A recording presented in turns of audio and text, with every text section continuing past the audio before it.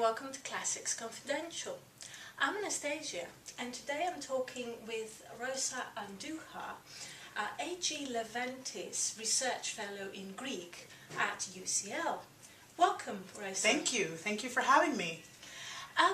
You're currently working on a monograph about Caribbean receptions of classical drama. And in particular, you're working on a Puerto Rican reception of Aristophanes Lysistrata. And something really exciting happens in the Bachelors' Club, which is the name of the play. The paradigm of the ancient play is reversed, and it's actually the men who are on sex strike. So tell us about this play. Sure. Well, maybe I should just first say a few words about just a general what I'm doing in that region. So I'm basically working on my next project. Sort of addresses the afterlife of Greek drama in particular, I should say, because it's not really very much Roman stuff. But the Greek drama, it is important to say tragedy and comedy. This is Cuba, Dominican Republic, and Puerto Rico. And obviously the Caribbean has, the British Caribbean, I should say, is probably something that is of interest to a lot of classicists, or maybe a region that a lot of classicists know about, thanks to the work of people like Emily Greenwood.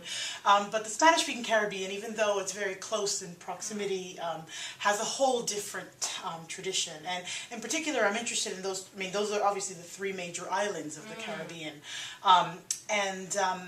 They tend to engage with Greek drama in novel and revolutionary ways. So I've written elsewhere about this Cuban playwright who has sort of engaged with Greek tragedy in Cuba in the time of Fidel Castro, which is exciting. Very exciting.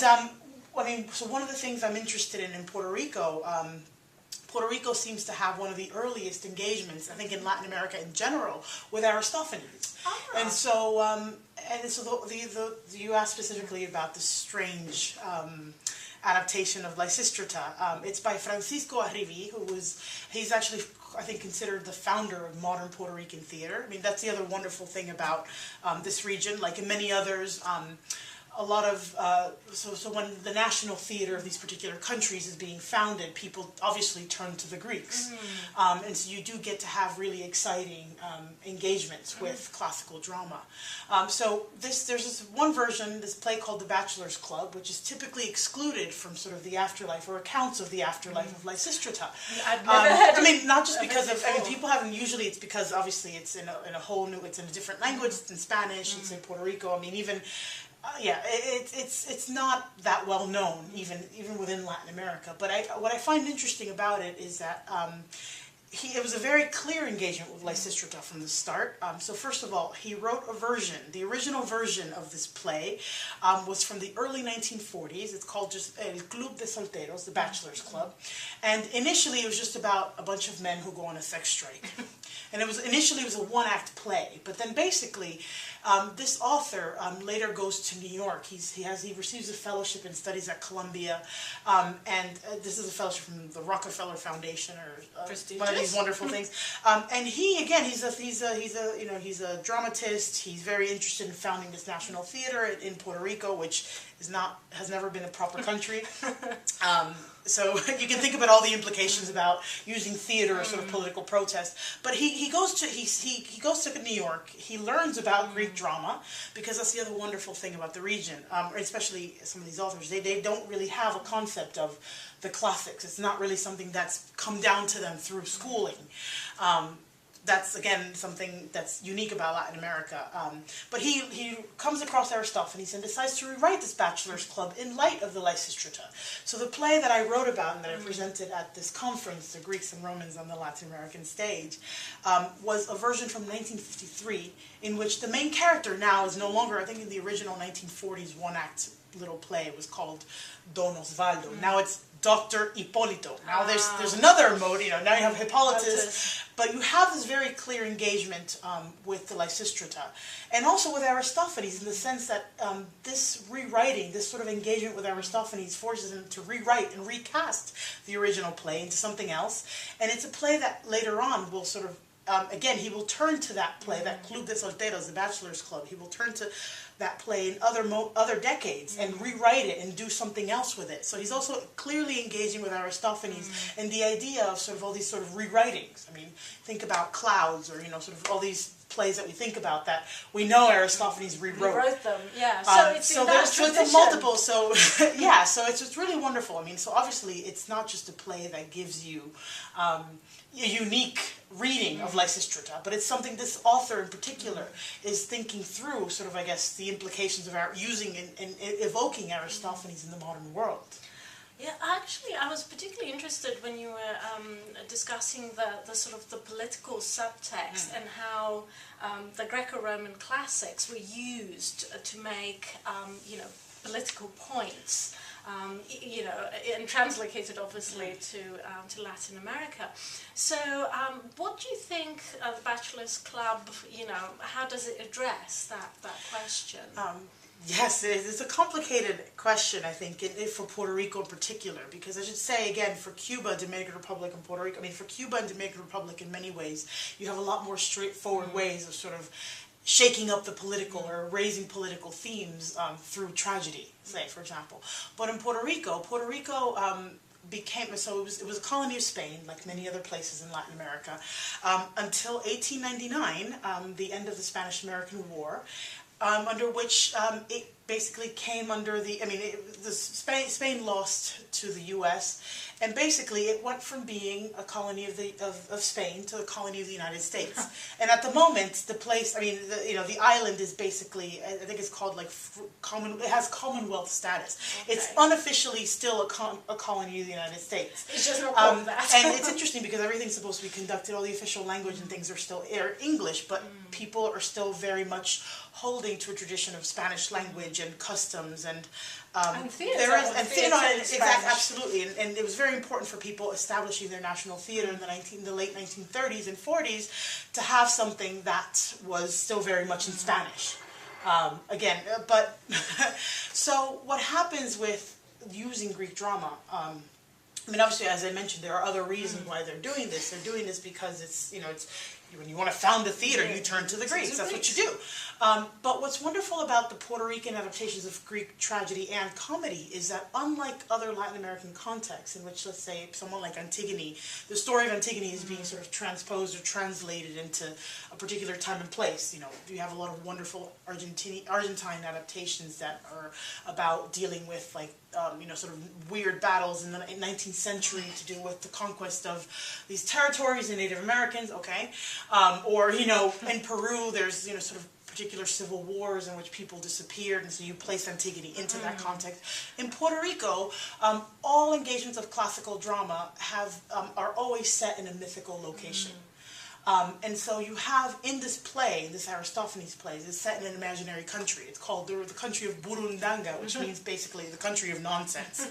And you have all these other wonderful adaptations of Greek tragedy, even in Antigone as well, which are also, they continue to be set in these imaginary republics. That's an interesting choice, isn't it? And I mean, clearly they are making some kind of, you know, all these authors are making a variety of political comments about the unique situation of Puerto Rico, but it's very important for them to make sure it's something that can't be local. You know, you cannot set it in modern Puerto Rico, even though you still find a lot of important themes and a lot of issues about Puerto Rican realities being addressed via the classical lens. But all the Puerto Rican ones are always set in an imaginary location. It's great. I mean, that's not the case in Cuba. They're always very much interested in thinking about how to Cubanize and how to make these Greek drama, the Greek tragedy in particular, their own. But in Puerto Rico, it's always about the imaginary, which in a way maybe it's about letting text speak for. I mean, they're not translations. I mean, they're very creative adaptations, but they're new works. But they're still clearly thinking through and evoking ancient ideas, but they want to make sure they can't be sort of located or you know, to a particular political reality. Perhaps it's because of the ambiguous status Yes. of, Puerto Rico. Absolutely. That this actually, like with ancient tragedy, which tended to mostly be that myth. Exactly. And no, it's fascinating because absolutely, lands. as you say, I mean, this is the wonderful thing about studying classic 5th century tragedy. I mean, you have that wonderful example, obviously, of Phrynichus as the capture of Miletus, and he was fined all that money for, whatever, making the Athenians think about their own problems. And obviously the people they knew, the relatives they knew that, sort of were killed by the Persians. So obviously, classical tragedy always sort of speaks through myth, and that's one of the biggest problems trying to figure for scholars today, trying to figure out the political realities. So you have that wonderful sort of that wonderful analogous thing for Puerto Rico. But I should also say that for the play in particular that you mentioned, the paper that I gave on this bachelor's club, So again, I mentioned there was an original 1940 play in which the idea was just sort of these men going on a sex strike. But then he actually, he read Lysistrata, and it was like, clearly this is something that the ancient Greeks were thinking about. So he in the 1950s to return to look at the Greeks and to also just generally think about Puerto Rican realities via this classical lens. Was something that was quite controversial at that time because there was a very big movement towards independence in the early 1950s. And a lot of people who don't know anything about the region or even about U.S. history might be surprised to learn that there were a number of attempts by Puerto Rican nationalists to kill not only the Puerto Rican governor, but also Harry Truman in Washington, D.C. There was an attempt against his life that was made by these Puerto Rican nationalists in the early 1950s. And again, I think in the early 1950s, there were a number of other Puerto Rican nationalists who fired at U.S. Congress while in session. No one was killed, but obviously these people were all apprehended, were all killed, and anyone who had any whiff of sort of Puerto Rican nationalism would just be thrown to jail, even though Puerto Ricans are U.S. citizens. They were denied any sort of trial by jury and any of these things. I mean, this was something that was heavily penalized. Any hint. So obviously, it's important for them. It's not just a wonderful connection between myth, Athenian myth. But it was very important for someone doing theater to make sure that, and especially also doing comedy, I would say, you can maybe hide behind the lens, this is set in an imaginary republic, and clearly this is comedy, it's all for fun, even though there are some important ideas in the play that do address current realities. So there's a subtext, a sort of absolutely. slightly risqué, and in this play, there's this bachelor's club. You have, there are moments when characters sort of swear by, the word of Washington. And there are some conscious moments that, there's some moments where Spanglish is being self-consciously used. So it's again, I mean, obviously, maybe some people I think people in the audience would have been extra sensitive to such things. I mean, they're just minor moments. But in the context of all that turbulence. And for Puerto Rican audience, they would have, this is just, absolutely. On those hints. Absolutely, so it's quite exciting. Yeah. Well, thinking about the reception of Aristophanes Lysistrata in the modern world, this sort of, if you like, use of the play as an anti-war statement, or, maybe it's not as blatant as that, for example, with the Puerto Rican reception we were discussing, but there's always, a strong element of that in the sort of, in its modern afterlife.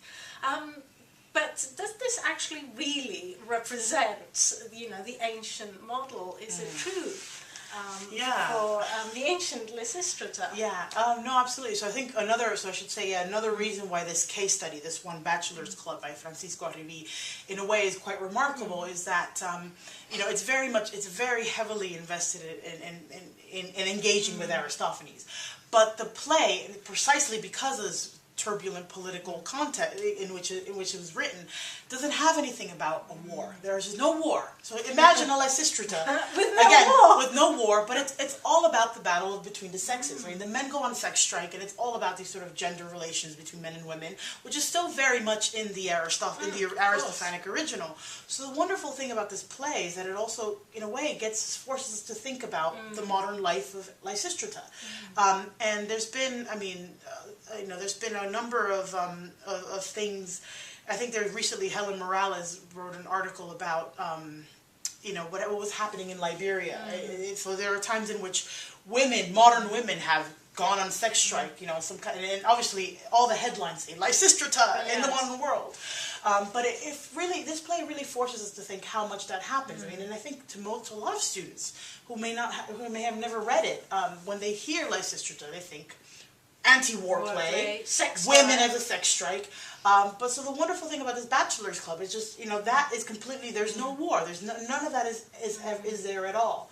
And so it really, in a way, kind of forces us to rethink about the way in which Aristophanes has been read and used and evoked in the modern world. And I think it's important to think again that the original play, for an original audience, yes, fine, whatever, 411 BC, it's a moment of crisis for Athens, and you have this, this unusual situation of the women going on a sex strike. But actually what's most effective about that play is that it's the older women who take over the Acropolis. That's what forces the men to pay attention. So I think it just basically gets us to think about, some of the aspects of the original that we may be overemphasizing. And underemphasizing as well. So, like the fact that this is all, meant to be an absurd fantasy. Exactly. That's the other thing too. Not just, the headlines tell you, this was happening in ancient Greece. Clearly these were not women acting in the theater of Dionysus. These were men pretending to be women, and again also there's the problem of comedy, sort of yes, Aristophanes is an important source for the political and social life of Athens, but you have to take it with a grain of salt because it's still very much he's playing for laughs. He's participating in a competition against a couple of other people, and he wants to win the prize. So absolutely, and he wants his audience to be laughing, to be entertained. Not to sort of be making sort of political statements. There is that there, but that's the wonderful, that's the wonderful thing about ancient drama. It's so rich. It's to actually pin it down or think of it in terms of black and white terms of it as anti-war. It's not. It's all those things combined. Yeah, so. Which is precisely the joy of studying it and working on it. Exactly, yeah. Absolutely. Well, very best of luck with your exciting project, Rosa. We look forward to seeing the book in the fullness of time. Thank you.